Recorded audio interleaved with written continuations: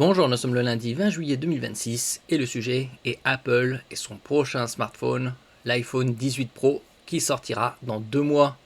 Dynamic Island réduite, mais toujours contrainte par la physique du Face ID. On en avait parlé il y a quelques semaines, des rumeurs et également d'une évolution tarif des nouveaux smartphones de chez Apple à la hausse, de la flambée, des mémoires flash, des RAM, NAND, et donc les iPhone 18 Pro, 18 Pro Max pourraient coûter environ 300 $ de plus. Nous verrons ça à la rentrée. L'iPhone 18 Pro et l'iPhone 18 Pro Max devraient intégrer une Dynamic Island sensiblement réduite, avec des estimations variant selon les prototypes entre environ 25% et 50% de réduction de surface.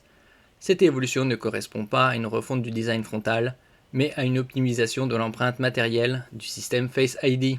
Apple ne supprime donc pas la Dynamic Island, elle la compresse en réduisant la surface occupée par les composants frontaux. Le levier technique a un Face ID partiellement déplacé sous l'écran. La Dynamic Island regroupe plusieurs éléments critiques du système TrueDepth, caméra frontale, projecteur infrarouge et capteur de profondeur. La réduction de sa taille implique une réorganisation partielle de ses composants.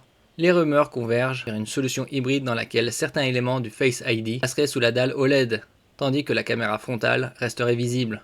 Ce compromis permet de réduire l'encombrement sans dégrader les performances biométriques, qui restent une contrainte forte pour Apple. N'oubliez pas de vous abonner pour plus de news sur le monde de la high-tech ainsi que les bons plans, également sur mon Twitter et en description sous toutes mes vidéos. Vous pouvez les retrouver dans mes playlists et voir mes articles comme ici sur mon blog, tous les liens seront en description. N'oubliez pas de mettre un j'aime, un commentaire, de partager et de cliquer sur les liens en dessous de mes vidéos pour soutenir la chaîne. Une limite physique difficile à contourner. Le principal frein n'est pas logiciel mais optique. Les capteurs infrarouges utilisés pour la reconnaissance faciale nécessitent une transmission précise à travers l'écran. Les couches OLED et les structures de filtrage optique absorbent et diffusent une partie du signal, ce qui dégrade la précision de la cartographie 3D du visage. À mesure que les composants sont déplacés sous l'écran, le système doit compenser ces pertes, ce qui limite fortement la possibilité d'une disparition complète de la Dynamic Island. Une amélioration principalement esthétique. La réduction annoncée améliore surtout la continuité visuelle de l'écran. L'espace occupé en haut de la dalle devient moins intrusif, ce qui renforce l'impression de surface utile. En revanche, l'impact fonctionnel reste limité.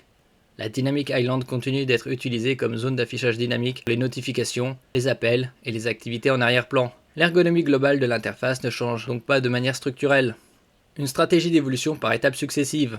Apple suit une logique déjà observée lors des précédentes transitions matérielles. L'encoche des anciens iPhones a évolué vers la Dynamic Island, et cette dernière est maintenant optimisée sans être supprimée. Cette approche reflète une contrainte industrielle claire, tant que la technologie Face ID sous écran n'offre pas les mêmes performances que la solution actuelle. Apple privilégie des ajustements progressifs plutôt qu'un changement radical susceptible de dégrader l'expérience utilisateur. Une limite dictée par la physique plus que par le design. Sur le plan technique, la Dynamic Island reste une conséquence directe des contraintes du Face ID. Tant que les capteurs infrarouges nécessitent une fenêtre optique fiable, leur intégration complète sous écran reste problématique. La réduction de la zone visible constitue donc une optimisation d'intégration, pas une transformation structurelle. Le véritable basculement interviendra uniquement lorsque la reconnaissance faciale pourra fonctionner intégralement sous la dalle, sans compromis de précision. On se rapproche bientôt de l'iPhone 20. Merci pour votre écoute et à la prochaine.